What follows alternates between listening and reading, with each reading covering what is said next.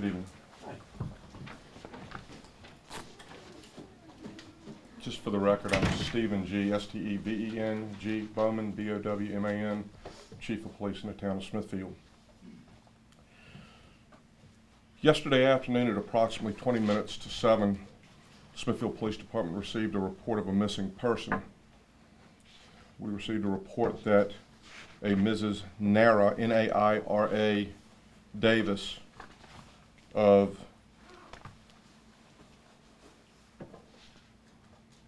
the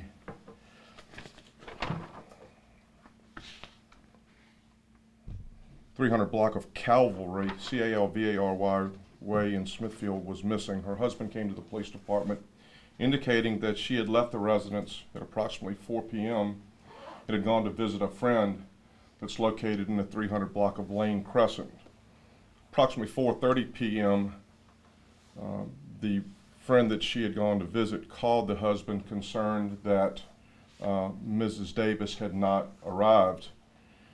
The husband made a couple of contacts, and after an unsuccessful attempt to locate his wife, Ms. Davis, came to the police department where he reported her as missing. Smithfield Police Department then entered the information on the missing person into the missing persons database, where the vehicle that she was driving, as well as her physical description, was conveyed to surrounding authorities. Mrs. Davis was 72 years of age, and as I indicated, lived in the .300 block of Calvary Way. Now, where all this occurred is in one small neighborhood located in the town of Smithfield. Through the night, we canvassed the area in an attempt to locate the vehicle, locate Ms. Davis, as did the husband. The husband this morning went out looking, and at approximately 8:45 a.m., Smithfield Police Department received a phone call that the husband had located the vehicle in the area of 900 block of West Andrews Crossing. Now, Calvary Way, West Andrews Crossing, and Lane Crescent are all within 3 streets of each other. It's a very small area. We responded to the scene. I responded to the scene as well, and upon arrival, found the vehicle that the victim, Ms. Davis, had been operating. The vehicle was found with the window partially down, the key still in it, and some personal effects still located inside the vehicle. We immediately initiated a search by calling in assets that we had from the Isle of Wight County Sheriff's Office, Franklin Police Department, Newport News Police Department. Both Franklin and Newport News Police Department provided canine assets that responded to the scene. And as I said, we immediately initiated a search of the area in an attempt to locate Ms. Davis. We also were assisted by the Nightingale Air Rescue Ambulance that flew a grid search for approximately an hour and a half before the weather came and caused us to suspend the search. Upon arrival at the scene, it appeared to us that one of 2 things could have occurred: that Ms. Davis was obviously missing from the vehicle, but at the same time, we were concerned, based on the fact that Ms. Davis was not located and the vehicle just being there, that there was a possibility of something other than a missing person. So at the time that we were working the missing person report, we were also working the possibility that Ms. Davis had met with foul play. So during the course of the search, as the search was being conducted, we also were conducting a criminal investigation in the neighborhood, utilizing, as again, our assets at Smithfield Police Department, as well as assets from the Isle of Wight Sheriff's Office. Canvassed the neighborhood, and during the course of the day, while we were conducting the search, as I indicated, the criminal investigation revealed a possibility that Ms. Davis had met with foul play. At approximately 3 p.m., we were able to put enough information together to obtain a warrant for an individual you've been provided a picture of. His name is David Joseph Ricciardi, R-I-C-C-I-A-R-D-I, 49 years of age, who resided in the .300 block of Lane Crescent, which is the exact same address that the victim was visiting yesterday afternoon. Lieutenant Rogers is giving you a picture at the present time. Witnesses at the scene indicated that they saw the victim arrive as scheduled at the residence on Lane Crescent to visit her friend. Witnesses also indicated that the accused, Mr. Ricciardi, was seen leaving the residence in the victim's vehicle. So with that information, we were able to obtain both a search warrant for the residence as well as an arrest warrant for Mr. Ricciardi for unauthorized use of the motor vehicle, as he did not have permission to operate that. At approximately 10 minutes to 5, we executed a search warrant on the residence as well as executed an arrest warrant using our emergency response team to take Mr. Ricciardi into custody. He was taken into custody without incident. In the interim, we had received information from a home care provider that was there with Mr. Ricciardi's mother, who indicated that she had located the body of what she believed to be Mrs. Davis on the premises. At the time the search warrant was executed, we confirmed that the body of Ms. Davis was located on the premises, or who we believed to be Ms. Davis.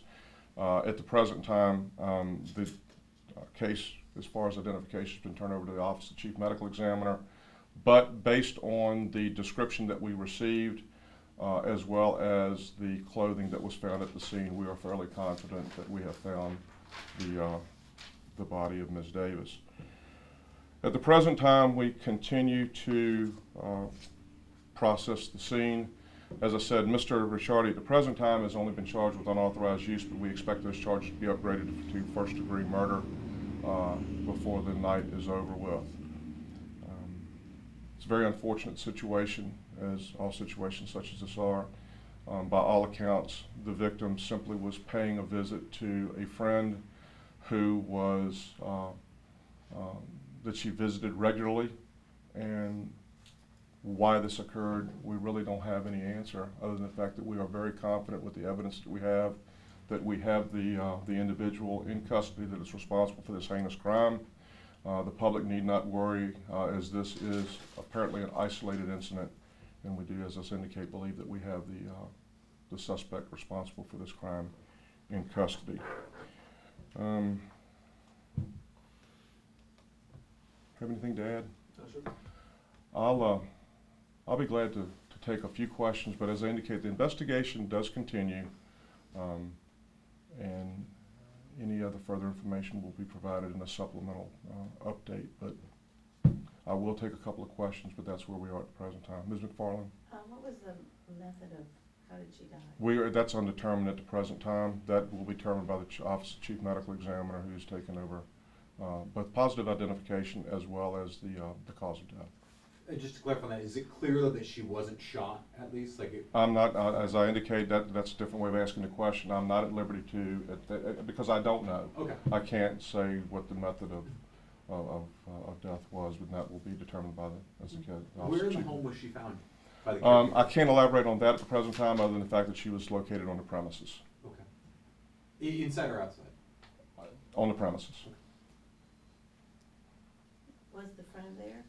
I'm sorry? Was her friend still in the house? Her friend was at the residence, but one thing I think you need to keep in mind is, I didn't elaborate on this, is the friend is somewhat physically infirmed, most of the time bedridden, and then the friend is also the mother of the accused. He resided there with her at the time of this incident, and has resided there for some time. Do you know at this point whether, I guess if he was living with her, did he and Ms. Davis have a relationship, know each other at all? I would venture to say that by virtue of the fact that Ms. Davis regularly visited there, that he was familiar with her. However, the extent of the relationship, I'm not a comment. I don't know at this point. But they were at least familiar? Absolutely, yes. You say you found personal effects of hers. Could you say if robbery was a motive here, or? At the present time, we don't believe that robbery was a motive, but at the same time, we do not know for certain what the motive is. At the present time, we're still investigating, and at a later date, we'll be able to, or later time, we'll be able to possibly provide you the motive. But right now, we do not know what the motive is. Was she found fully clothed? Yes, and yes, that's correct.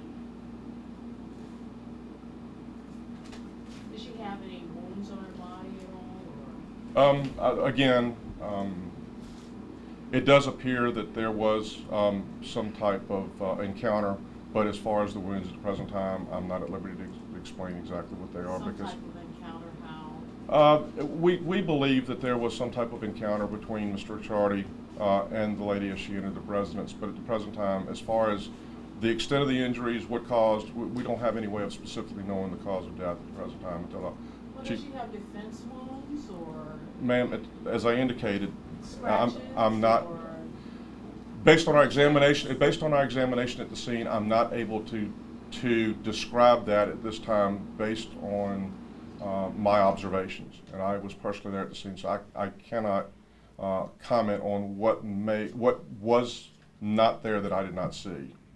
I just am trying to clarify some type of encounter, what you really mean by that.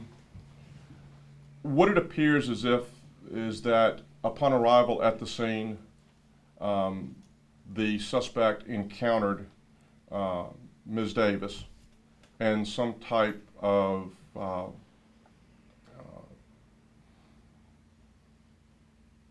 let's just say that some type of encounter occurred that caused her death.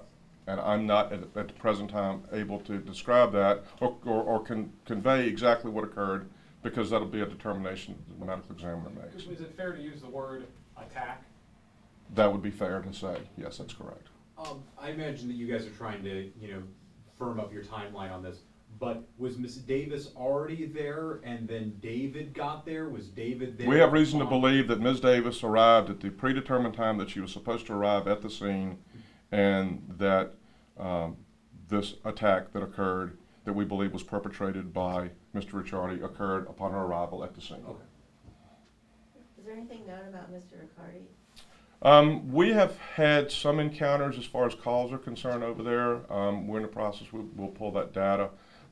We have not, correct me if I'm wrong, we've not had anything of a specific violent nature to deal with him.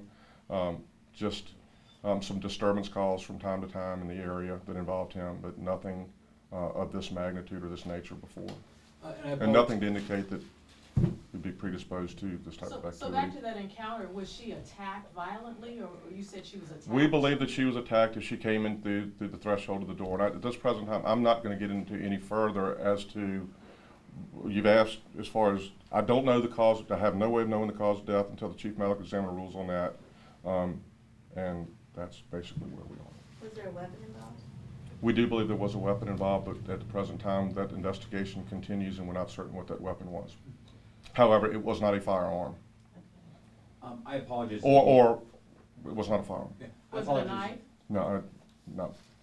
I apologize if you already mentioned this, but Riccardi's date of birth is? He's 49 years of age. Yeah, 49 years of age. Okay. And I think that pretty much wraps up. Thank y'all very much for coming tonight. I hope the time frame worked out for y'all or whatever. So anyway. 6:45 was the better, but no, I didn't. Well, We're joking with and then you. someone at Okay. 7. No so. worries, we're joking. It's all good.